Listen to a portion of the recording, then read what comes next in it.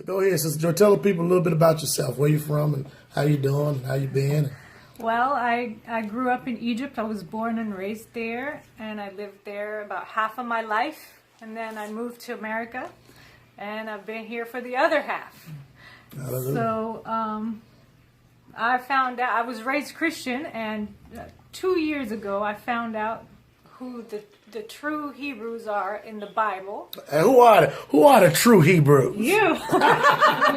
Ain't that something else? Yeah. She recognized who the That's true Hebrews. my neighbor right here. This is You my hear neighbor. that? Wow, beautiful. Yeah, I grew up, we always knew our neighbors like Libya in the west, Sudan in the south, Saudi Arabia in the east. We always know them. We visit each other. We work in each other's lands. We speak each other's language. But I personally was never taught who lives behind the borders of Israel.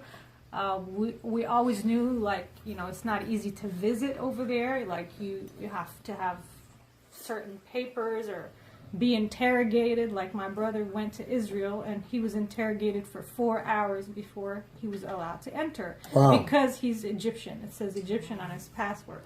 So we never knew who lives there. And then when I came to America, after 20 years, I finally had the opportunity to work with Jewish people. And I figured, first of all, we don't look alike. We don't have the same traditions. We don't relate so much. And I literally looked up to God and I said, if those are your children, then I don't know you, because it matches nothing that, this book here says. Hallelujah. That's a Hebrew book you get, right? Yep, that's a Hebrew book. This is Hebrew history. Hallelujah. It is the history of Israel. It talks about Israel. It's the center. It's the topic of this book. And every other nation that's mentioned in there, it talks about the context around this nation. So it's not about any other nation.